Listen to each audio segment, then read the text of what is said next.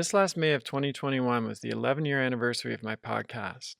Back in 2010, when I first started, podcasts were the Wild West. Hardly anyone had heard of them, even fewer people were listening, and only a tiny handful of us were producing them.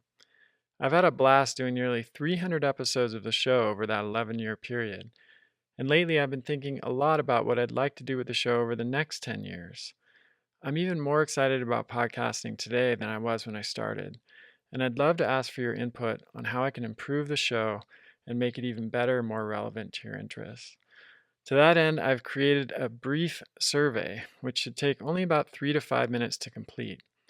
I know most of you are busy, so as an expression of my appreciation for your time, everybody that completes the survey will be entered into a drawing for a free 3-year membership to Thrive Market.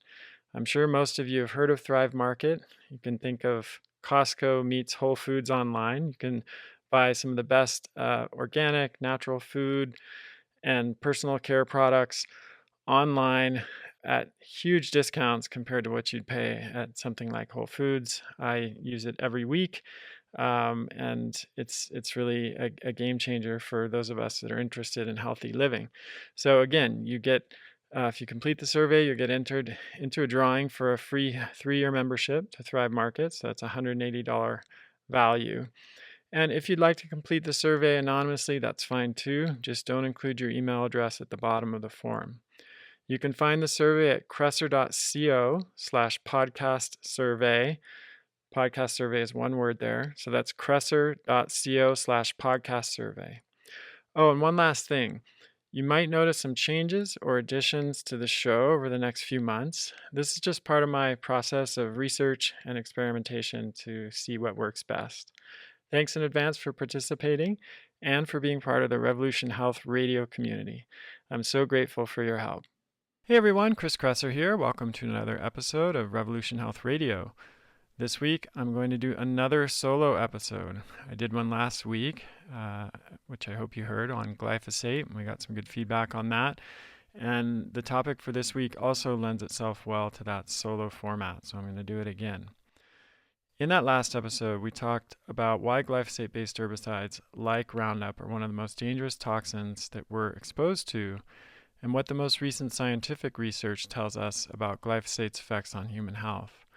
I reviewed the overwhelming evidence suggesting that glyphosate is associated with increased risk of cancer, particularly non-Hodgkin's lymphoma, and many other effects, including gut dysbiosis, which in turn drives many chronic diseases, hormone imbalance, impaired fertility, reduced detox capacity, nutrient deficiency, and oxidative stress, to name a few.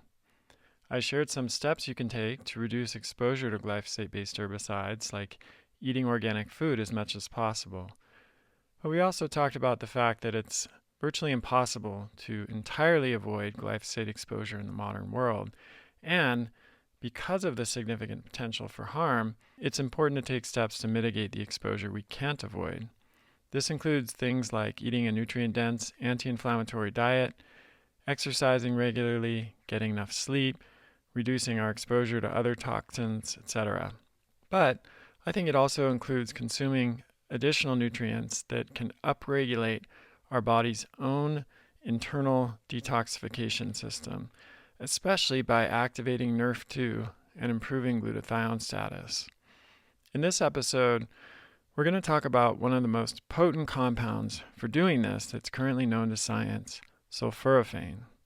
You'll learn what it is, why it's such a powerful activator of our detox system and defender against toxins like glyphosate, how to get it from food, there's really only one reliable way, and how to supplement with it properly, which is crucial because most sulforaphane supplements on the market are pretty much worthless, and there are many misleading and inaccurate claims made by supplement manufacturers in this field. You could argue in most fields, but it seems to be particularly true when it comes to sulforaphane supplements.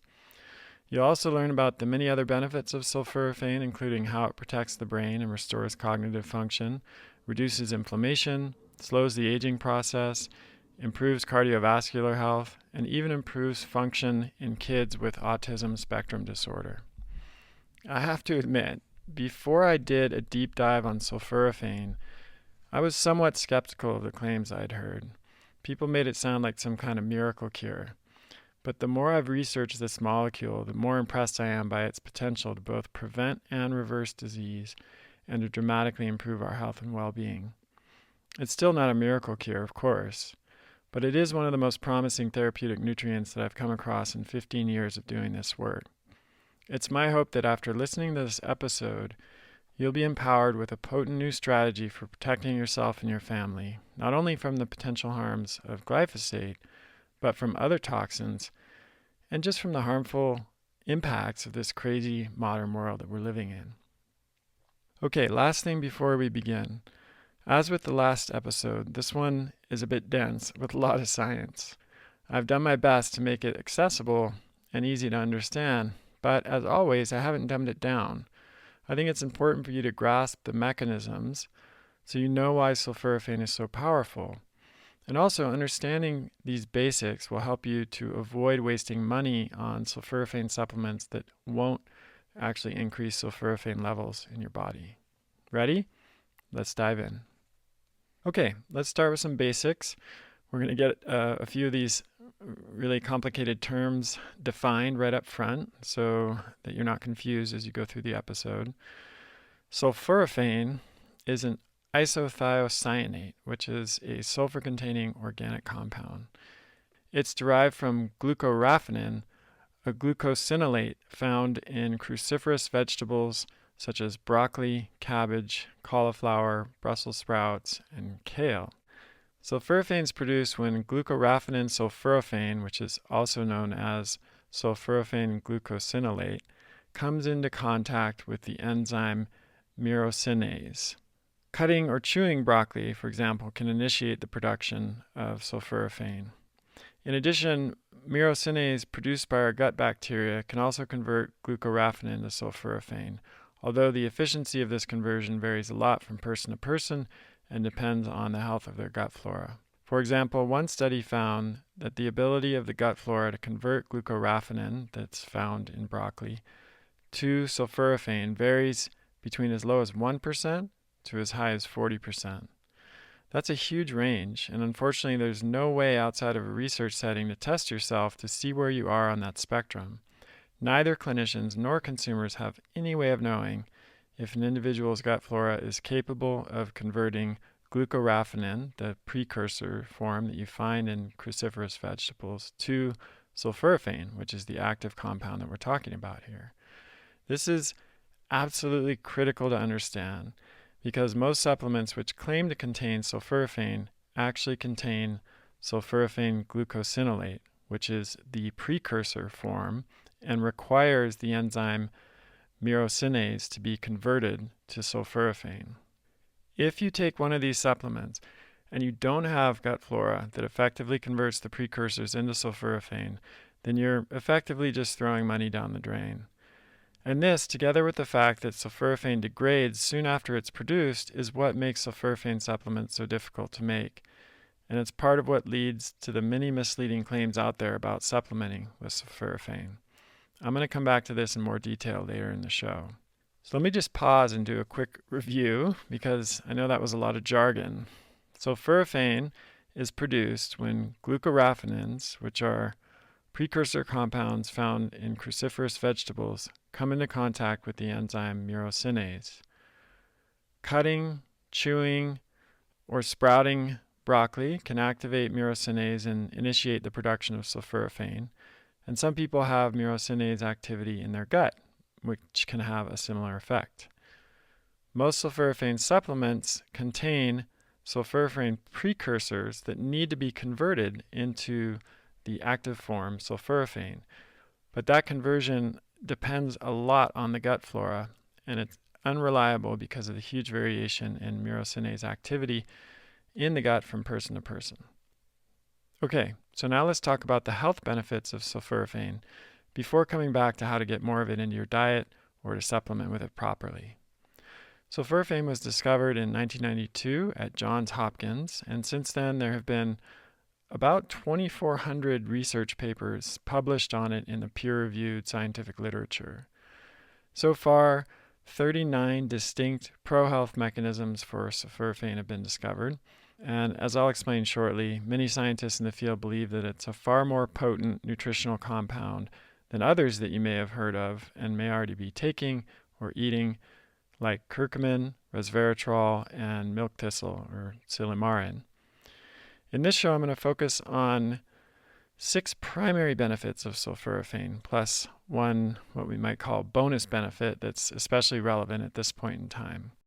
Number 1, it lowers the risk of cancer. Number 2, it upregulates our endogenous or internal detox capacity. And both of these first 2 benefits are especially relevant to reducing harm from glyphosate exposure. Number 3, it protects the brain and restores cognitive function. Number 4, it reduces inflammation.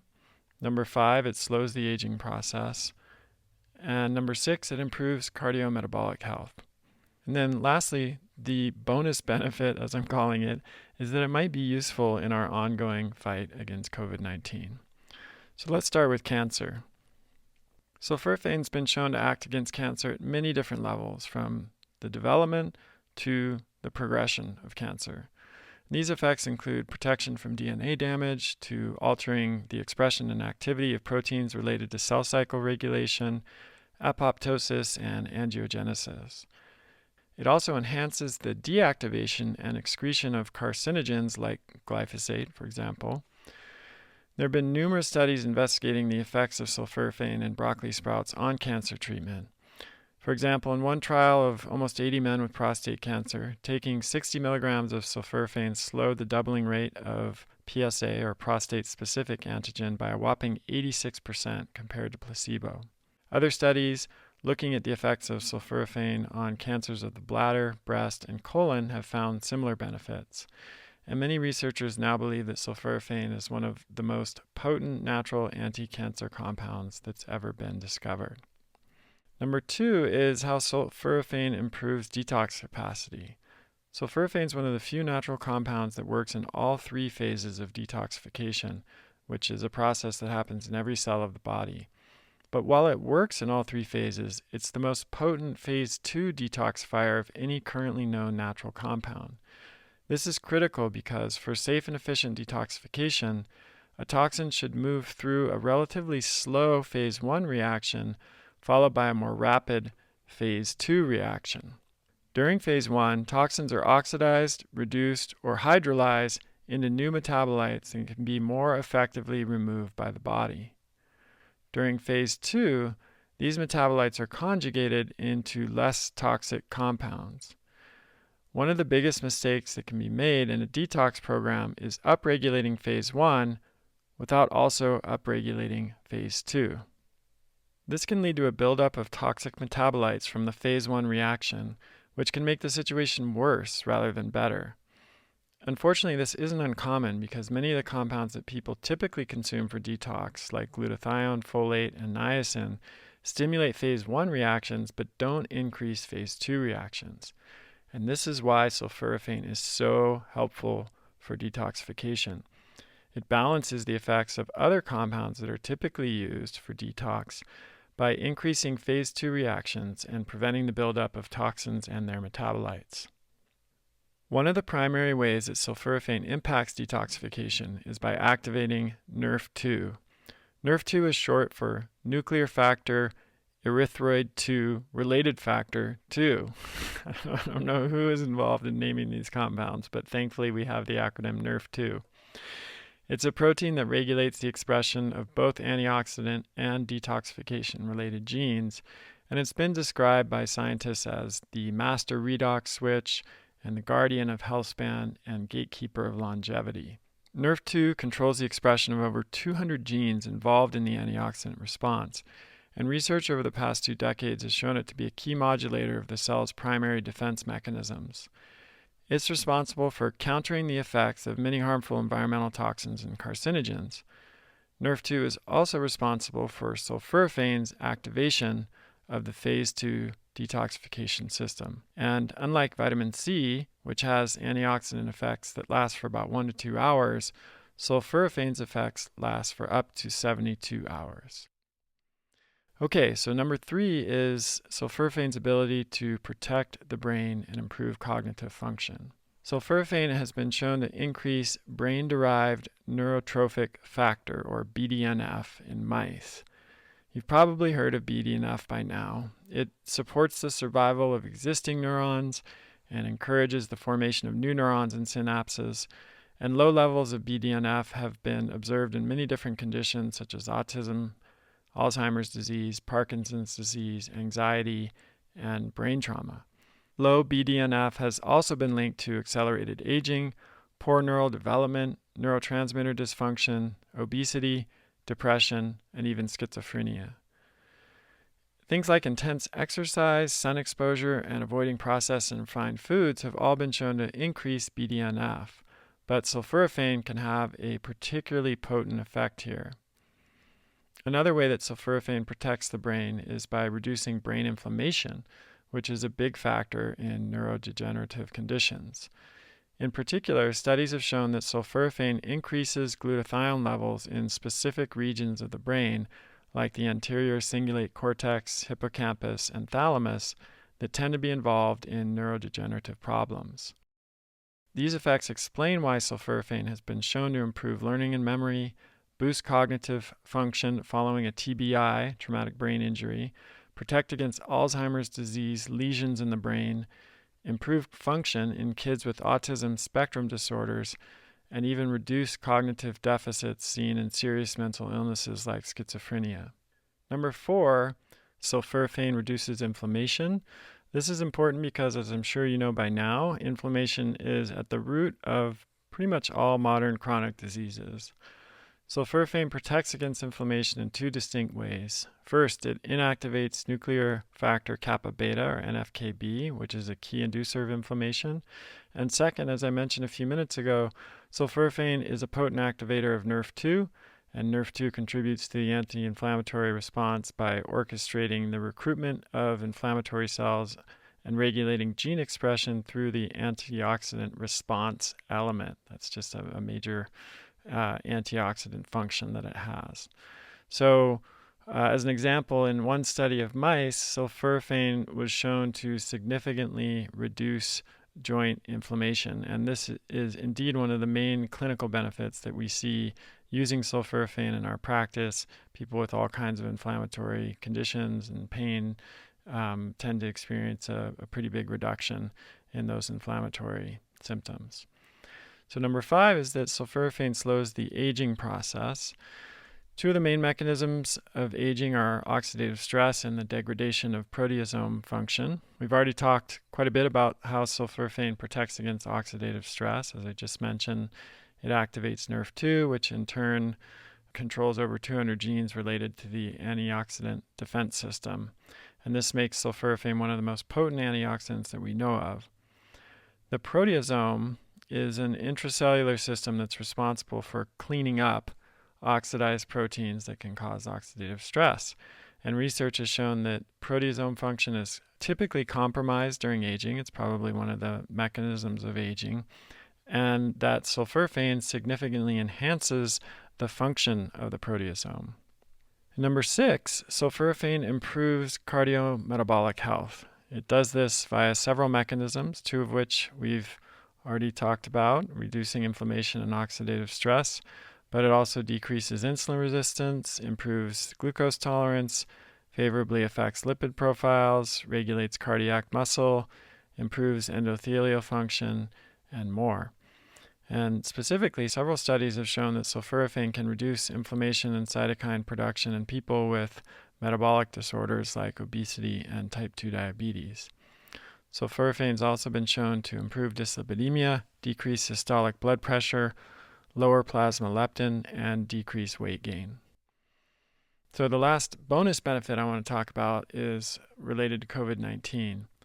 A paper published back almost a year ago in July 2020 posed the question, can activation of NRF2 be a strategy against COVID-19?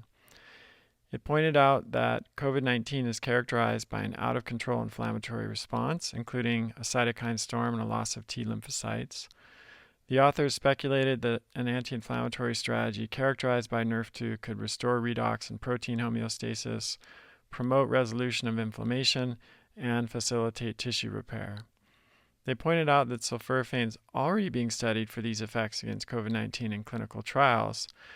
As far as I know, at the time of this recording, in June of 2021, none of these trials has been published yet, so we don't have results. Having said that, given sulforaphane's well-established effect of stimulating Nrf2 and Nrf2's well-established anti-inflammatory role, it stands to reason that sulforaphane may have some protective effect in cases of COVID-19. Another potential mechanism for sulforaphane's protection against COVID-19 is TMPRSS2. Here we go with the acronyms again. A protein on the cell membrane that activates viral spike proteins. So this is relevant to SARS-CoV-2 because it uses the ACE2 receptor for entry into the cell, and its spike protein is primed by TMPRSS2. Sulforaphane has been shown to decrease the expression of TMPRSS2, which then results in less surface protein to activate the binding of the virus to the human cell. So while more research definitely needs to be done to confirm that these proposed mechanisms actually translate into real clinical benefit, sulforaphane is a promising potential intervention for COVID-19, and I look forward to seeing the results of the studies that are already underway. Okay, so let's talk briefly about sulforaphane compared to other antioxidants and other compounds. I mentioned earlier that many researchers have come to believe that sulforaphane is one of the most potent natural compounds that we know of for preventing and reversing disease. There are a lot of popular compounds like curcumin, resveratrol, silymarin, or milk thistle that show pretty incredible effects in Petri dishes, but have some significant challenges when they're used clinically in real human beings. And this often comes down to bioavailability. For example, less than 1% of resveratrol and silymarin and about 1% of native curcumin is bioavailable, which means that we can absorb and utilize it effectively. Now, there are ways to increase the bioavailability of these substances, and supplement manufacturers over the years, in some cases, have done a pretty good job of this. And I do think that some of these compounds can still be useful for this reason.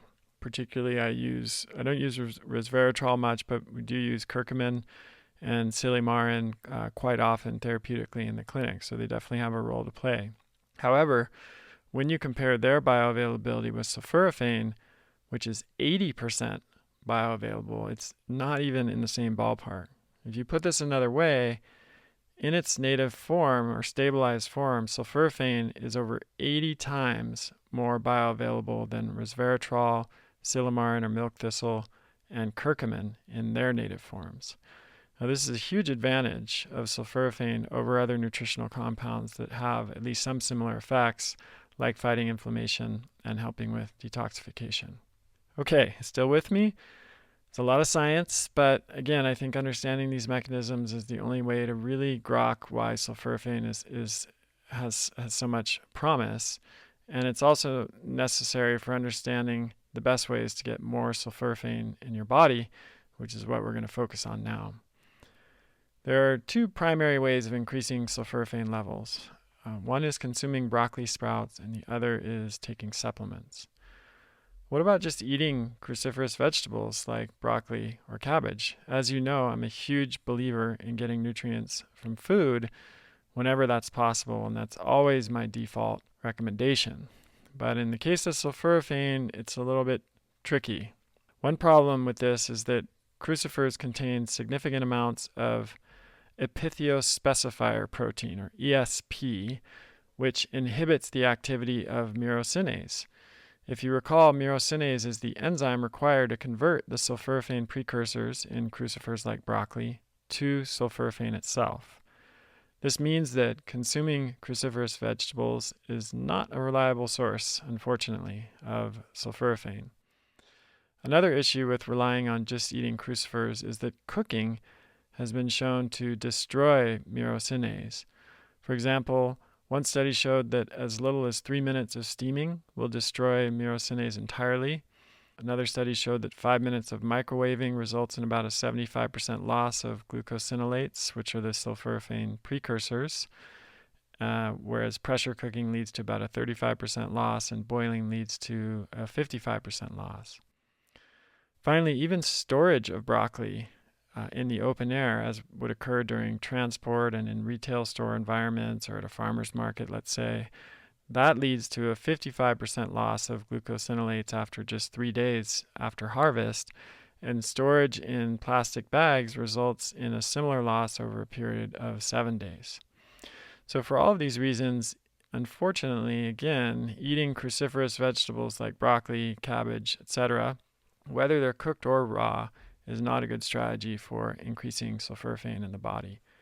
Now, this doesn't mean that cruciferous vegetables don't have tons of other benefits. I still recommend eating them, but it does mean that we can't depend on them for getting enough sulforaphane to be therapeutic or to have a significant effect.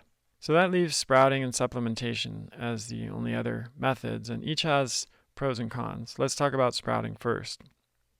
Most of the studies done on the benefits of sulforaphane at Johns Hopkins and elsewhere have been done with broccoli sprouts. Broccoli sprouts contain glucosinolates, the sulforaphane precursors like glucoraphanin and glucoerucin. Then myrosinase, which can be produced by chewing, or cutting, maybe blending the sprouts in a smoothie, let's say, or sometimes by the bacteria in the gut, then converts these glucosinolates to sulforaphane and erucin, which is another beneficial isothiocyanate compound. Erucin has not been as widely studied as sulforaphane, but some evidence already suggests that it might have similar benefits. One of the primary advantages of consuming broccoli sprouts as a source of sulforaphane is that they have much higher bioavailability than virtually all sulforaphane supplements on the market, with maybe 1 or 2 exceptions, which I'll come back to a little bit later. For example, in one study, researchers fed 12 subjects fresh broccoli sprouts and sulforaphane supplements and measured sulforaphane levels in their blood and urine. And they found that the bioavailability of sulforaphane and erucin is dramatically lower when subjects consume broccoli supplements compared to fresh broccoli sprouts. More specifically, the sprouts produce sulforaphane concentrations that were 7 times higher and erucin concentrations that were 12 times higher than the supplement did. Another similar study found that only 19% of sulforaphane was recovered after consuming a broccoli supplement versus 74% recovery after consuming broccoli sprouts. So broccoli sprouts are definitely a better option than virtually all sulforaphane supplements on the market. However, there are a few challenges to consider with broccoli sprouts. First, the glucoraphanin content in broccoli seeds can vary quite dramatically, and testing has shown that some broccoli seeds contain no glucoraphanin at all. And at this point, companies that sell seeds are not required to certify the levels of glucoraphanin that are found in their seeds. This makes it impossible for you as a consumer or as a clinician, or practitioner if you are one, to know whether the time and energy you invest in sprouting broccoli seeds or recommending to your patients or clients to sprout broccoli seeds will lead to any of the benefits that we're talking about here. Another caution with seeds is to make sure they haven't been treated with pesticides or herbicides. The irony is pretty rich here, right? You're sprouting broccoli seeds to get sulforaphane, which in part you're taking to mitigate the harms of glyphosate, which is an herbicide. So buying organic seeds to sprout is really important. Second, sprouting is pretty time and energy intensive, and you have to follow the right procedure. The first concern is safety. The FDA warns that very young, very old, and immunocompromised people should avoid consuming sprouts. And this is because sprouts, like raw milk and raw shellfish, are a potential source of foodborne illness. Now, this doesn't mean that you shouldn't consume them. Life isn't risk-free, and when foods like this are properly handled, the risk is very small. I've written about that in the context of raw milk in the past. I drink or at least some people in my family drink raw milk, and I'm not worried about that, because I'm confident in the source, but there is a risk, and you should be aware of that. In the case of broccoli sprouts, the way to minimize that is to sanitize the seeds at the start of the process. Dr. Jed Fahey, who is an expert in sulforaphane and broccoli sprouting, uses a 1 to 10 solution of bleach to water in order to sanitize the seeds. He bleaches the seeds with that solution for 10 minutes, and then he rinses them extensively to get rid of any bleach residue. And you can do this by either filling and emptying the jar 20 to 30 times, or just by continually rinsing the seeds in a colander for 2 to 3 minutes after you pour off the bleach. Now, I can hear some of you thinking, bleach, isn't the point of this to reduce the impact of toxic exposure? Then why am I putting bleach on my broccoli seeds? That's a reasonable question. And I'm also one of the people that is reluctant to use bleach. Others have suggested things like grapefruit seed extract, hydrogen peroxide, or apple cider vinegar as potentially less toxic alternatives to bleach. But the problem with those other substances is there isn't much research showing that they kill the pathogens that, in this case, with sprouting, that can cause foodborne illness. And that's why experts like Dr. Jed Fahey can continue to use and recommend bleach. Another key requirement is that you rinse and drain your seeds at least 3 times a day. So that could be maybe once in the morning, once midday, and another time at night. And for folks that work at home, this won't be an issue. Or maybe it won't be. Depends on how much time you have, I guess. But for people who work outside of the home, it could definitely be a deal breaker or a challenge to making broccoli sprouts. You also need to make sure you have the right materials, like a mason jar with a permeable lid, and even better, a lid that has little feet on it so you can invert the container and allow for better air circulation. It's important to allow light to hit the seeds, so you need to use a clear container like a mason jar rather than an opaque container. And all this stuff, can be ordered online. They're Amazon. They're also like specific online sprouting stores that have all this stuff. So if you're willing to take all these steps and put the time in, sprouting can make sense. But what troubles me is that even with all that work, the seeds you're sprouting may not have much or even any glyphosate, which means you won't get any sulforaphane out of them. To me, this is the biggest issue that I have with sprouting, and it's why I'm not doing it myself, because I'm not aware of a good workaround outside of sending the seeds to a research lab to be tested. And I hope that in the near future, companies that sell broccoli seeds may certify how much glyphosate that they contain, and in my mind, that will make sprouting a much more attractive option if you have the time and energy to put into it.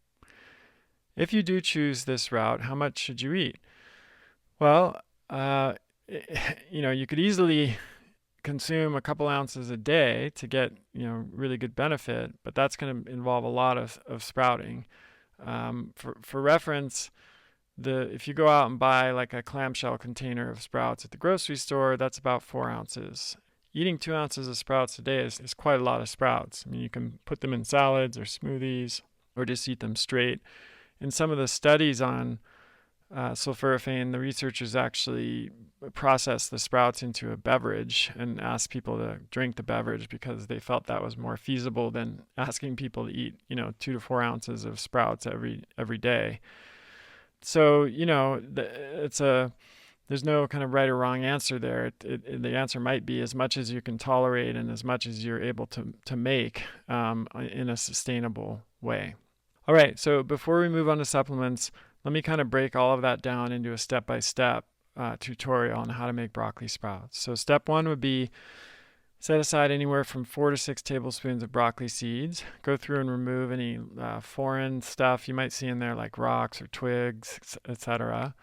Put the seeds in the container that you're going to use for sprouting, like a mason jar. Step 2 would be to fill that jar with water and whatever you're using to sterilize the seeds, like the 1 to 10 bleach water solution Dr. Jed Fahey recommends, or apple cider vinegar, or whatever other stuff you're using. Then let that sit for at least 10 minutes.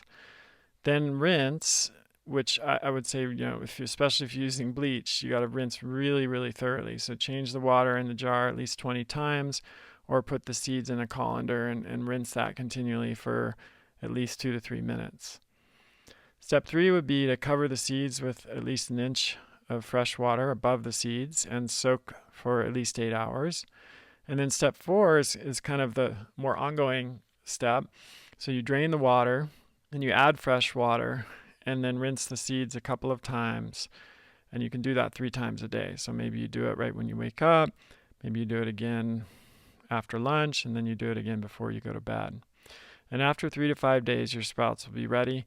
Different people have different preferences in terms of when, how long they let them go. Some people prefer consuming them earlier after 3 days. Some people prefer waiting a little bit longer. Again, no right or wrong answer there, just that's kind of a basic time frame. All right, so let's move on to supplements. As I mentioned earlier, the problem here is that the vast majority of supplements on the market don't have any sulforaphane in them at all. They contain sulforaphane precursors like sulforaphane glucosinolate, which requires the enzyme myrosinase to be converted into sulforaphane. While some people do have gut flora that produce myrosinase, others don't.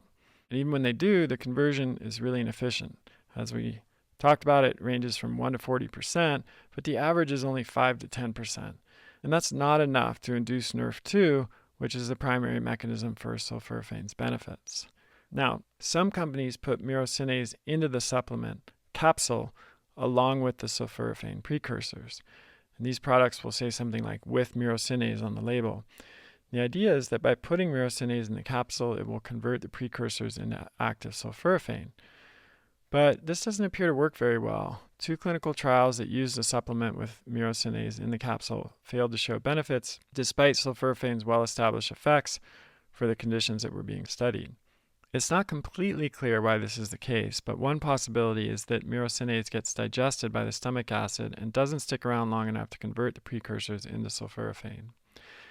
So these pretty big problems eliminate virtually all broccoli and so-called sulforaphane supplements from my consideration. They just won't be effective. And if you recall, this is exactly what the study we reviewed earlier showed. They compared a popular broccoli sulforaphane supplement with broccoli sprouts and found that the broccoli sprouts contained 7-fold higher levels of sulforaphane and 12-fold higher levels of erusin, that other beneficial isothiocyanate. So this might make it sound like sulforaphane supplements are hopeless, but that's not the case. At the time of this recording, there are 2 supplements on the market that do contain stabilized sulforaphane rather than sulforaphane precursors. The first is called Broc, BROQ, and the second is called Broccolite, BROCELITE. Both of these will be much more effective than other supplements on the market that only contain sulforaphane precursors. But of the 2, Broccolite is the one I take myself and the one I recommend to my patients. Broc uses chemical solvents to extract sulforaphane from broccoli seed. While they do have more sulforaphane in the capsule than Broccolite, 10 milligrams versus 5, their product does not contain any of the other beneficial isothiocyanates like erusin. All of the Johns Hopkins research on sulforaphane uses broccoli sprout beverages made, tested, and ingested on the same day.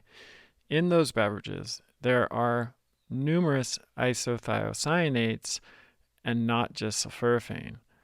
Studies have shown that erusin and another isothiocyanate called iberin comprise up to 25% of the glucosinolate content of broccoli, with sulforaphane comprising the other 75%. Researchers recently discovered that erusin and sulforaphane are interconvertible, which suggests that the clinical effects observed in studies using broccoli sprout beverages are likely to be due to the combined effects of all isothiocyanates, not just sulforaphane. Broccoli uses a natural water extraction process, which extracts all of the isothiocyanates from the broccoli seed. This makes taking broccoli the closest you can get to the effects of consuming the broccoli sprout beverages that have been used in the vast majority of sulforaphane studies. But in fact, I think taking broccoli is significantly better than consuming broccoli sprouts. Setting aside the inconvenience of having to make the sprouts and the issues with sterilizing them, the elephant in the room is that you never know if the broccoli seeds you're buying actually contain glucoraphanin, and thus whether you'll get any sulforaphane when you sprout the seeds, or what dose you'll get if you do. Another reason I like broccoli is that they add another isothiocyanate to the capsule called phenethyl isothiocyanate, or PEITC for short. I honestly think this podcast is going to win the award for acronym soup. PEITC is not found in broccoli, actually. It's found in watercress, and it's a sort of chemical cousin to sulforaphane. Research suggests that it has a synergistic effect. When it's combined with sulforaphane, it yields a 30% greater activation of Nerf2 than sulforaphane alone. So let me summarize why I have chosen broccoli to get the benefits of sulforaphane, not only over other supplements, but over making broccoli sprouts. And keep in mind, this is coming from a guy who has historically made his own bone broth, sauerkraut, kefir, beet kvass, and many other medicinal foods at home. I don't shy away from that kind of work. In fact, I actually enjoy it, even though I've had less time for it lately than I would like to have. So first, broccoli contains a consistent, reliable amount of sulforaphane, which unfortunately you cannot get from sprouting, at least at the time of this recording, because of the unknown glucoraphanin content in broccoli seeds. Second, broccoli also contains the other isothiocyanates that you'd get by consuming the broccoli sprout beverages used in sulforaphane research. And keep in mind that they, in that research setting, they're able to test the seeds for glucoraphanin content. So, of course, they know that those seeds that they're sprouting are going to lead to measurable amounts of sulforaphane. We don't have that benefit outside of a research setting. Third, broccoli uses a natural water-based extraction process rather than harsh chemical solvents. I mean, if I'm taking something to improve detox capacity and mitigate my exposure to toxins, I want it to be as non-toxic as possible. It just makes sense. Fourth, broccoli adds PEITC, which works synergistically with sulforaphane to boost Nerf2 induction. Remember, this is the compound from watercress. And Nerf2 induction, as you now know, is the primary mechanism behind sulforaphane's benefits.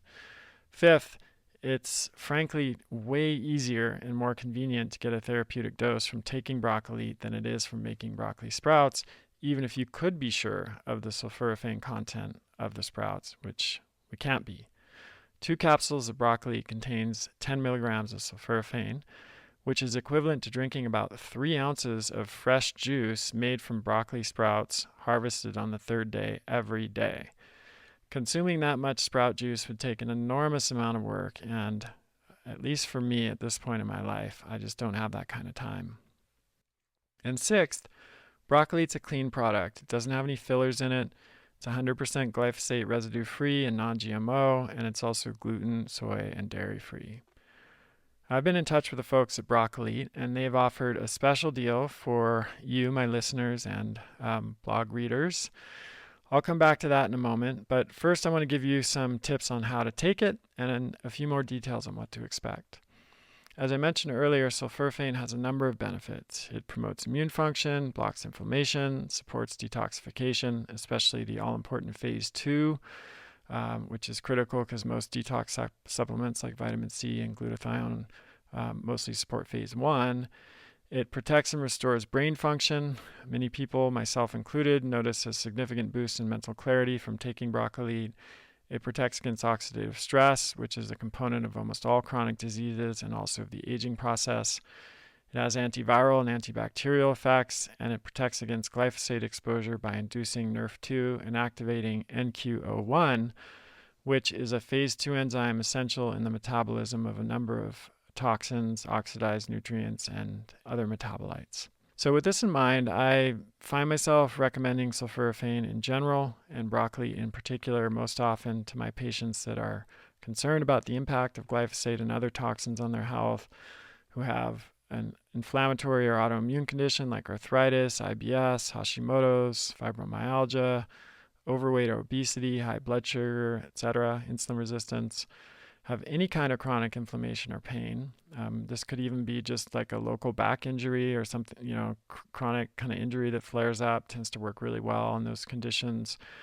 Anyone who's had cancer, has a family history of cancer, or who just wants to be proactive in lowering their risk of cancer.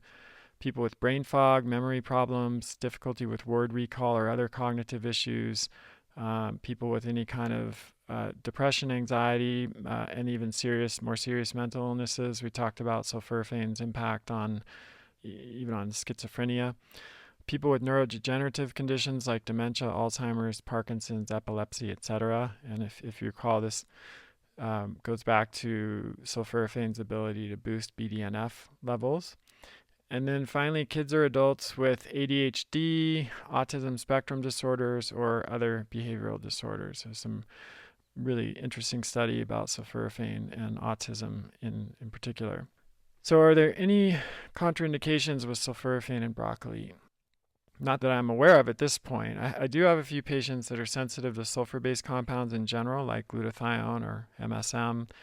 And folks with that issue may want to start with maybe one capsule or half a capsule and see how they do, and then build up to the full dose. But that's pretty rare. Otherwise, in more than 2,000 studies, sulforaphane's been safe and well tolerated at the typical doses found in broccoli sprouts and supplements. I suggest a dose of 2 capsules per day taken at breakfast. And the reason I say breakfast, 2 reasons. One, it's generally better to take it with food. In about 10 to 20% of people, it will cause mild gastrointestinal discomfort if they take it on an empty stomach. And that's been more true in my patients with SIBO or other GI issues. The second reason I suggest taking it for breakfast is that because of how it upregulates BDNF levels, it can really increase mental clarity and focus and have all these amazing benefits. But I've found personally in some of my patients, if we take it right before bed, it can actually interfere with getting to sleep because there's so much activity, there's so much going on in the brain.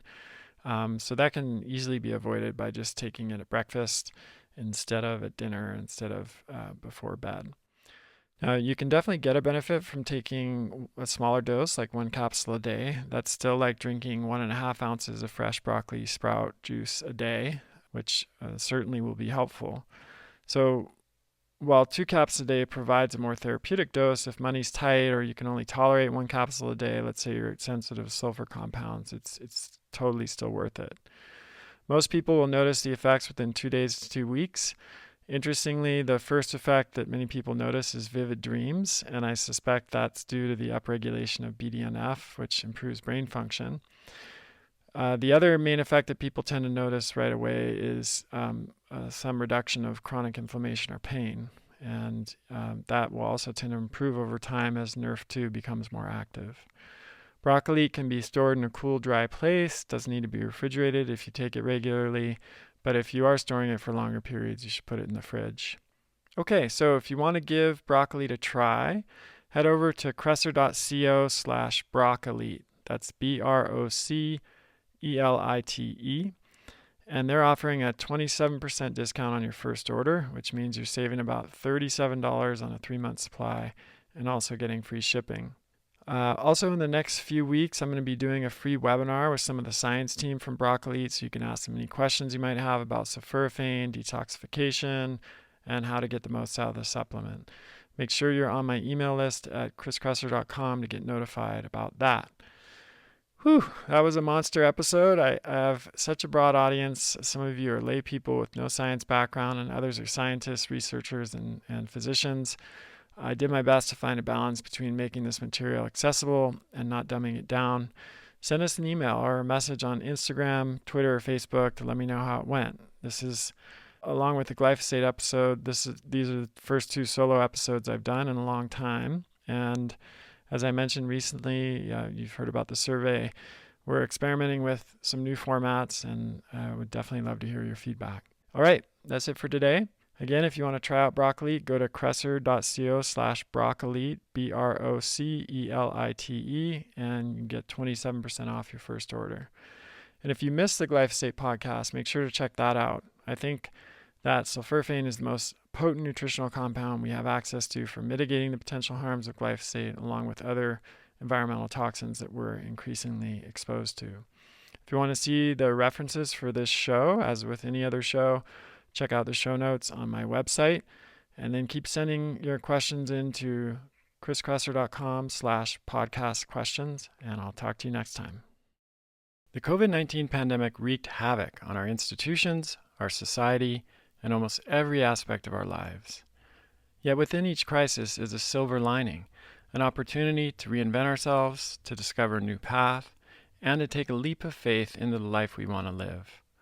I know from speaking with a lot of you that this includes finding more meaningful and rewarding work. COVID has shown us that life is too short to do work that doesn't make us come alive and allow us to contribute to a better world. If you enjoyed this episode and you're interested in the topics we discussed, you might want to learn more about the profession of health coaching and what it has to offer.